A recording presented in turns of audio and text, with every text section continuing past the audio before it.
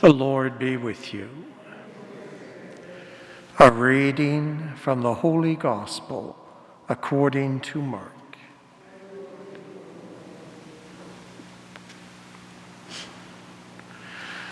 As soon as Jesus and his disciples left the synagogue, they entered the house of Simon and Andrew with James and John. Now Simon's mother-in-law was in bed with a fever, and they told Jesus about her at once. He came and took her by the hand and lifted her up. Then the fever left her, and she began to serve them. That evening at sunset, they brought to Jesus all who were sick or possessed with demons. And the whole city was gathered around the door. And he cured many who were sick with various diseases and cast out many demons. And he would not permit the demons to speak because they knew him. In the morning, while it was still very dark, Jesus got up and went out to a deserted place, and there he prayed. And Simon and his companions hunted for him. When they found him, they said to him, "Everyone is searching for you." He answered, "Let us go on to the neighboring towns, that I may proclaim the message there also, for that is what I came out to do." And Jesus went throughout Galilee, proclaiming the message in their synagogues and casting out demons. The Gospel of the Lord.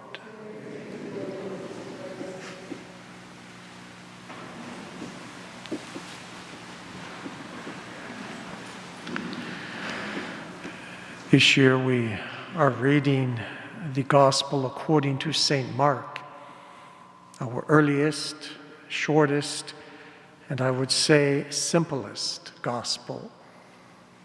And today we end up with the ending of an important little section in Mark's Gospel. Mark situates all on one day some very important things in the ministry of Jesus. In the morning, he calls others to share in his ministry. Two sets of fishermen, Peter and Andrew, brothers, James and John, another set of brothers. And he calls them to come with him and to be fishers of men and women. And then he goes into a synagogue at Capernaum, which is presumably the place where they have been fishing. Capernaum was a larger village, larger than Nazareth, where Jesus came from, situated right on the shore of the Sea of Galilee. And in that synagogue, the ruins of which still survive even today, the very synagogue that Jesus would have been in, he forgives sins and expels demons, which will become a part of his ministry, as we hear mentioned here.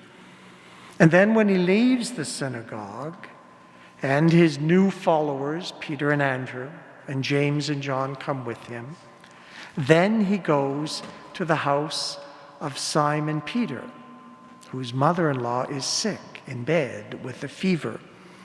And here he does one of the other major parts of his ministry. He takes her by the hand and he lifts her out of the bed, and the fever leaves her. She's able to get up and to serve a meal for them. And then evening comes, near the end of the day, and at sunset, word of this has spread, of what he did in the synagogue, of what he did in the house of Simon Peter. And people start coming from all over, bringing their sick and those who they believe were possessed. And he cured many of the sick and cast out demons. And then at the end of the day, because to the Hebrew mindset, the day does not end when you go to bed at night. The day ends at the following morning. He gets up, he goes out, and he goes off to a deserted place The Greek has 3 separate verbs, almost as if, like us all, there are times we get up and are we going to get up or not get up? Are we going to get going or not get going? So he gets up, he goes out of the house, and he goes off to a deserted place, and he prays there. And Mark ends the day, after Jesus has done so much, which will be programmatic of the rest of his ministry. He ends it with Jesus going off quietly to pray. And finally, Simon and the others come looking for him. And when they find him, they're saying, everybody's searching for you. And what does he say? Let us go off to the neighboring towns, so that I may proclaim the message there as well, because that is what I came out to do. And then he continues on with his ministry.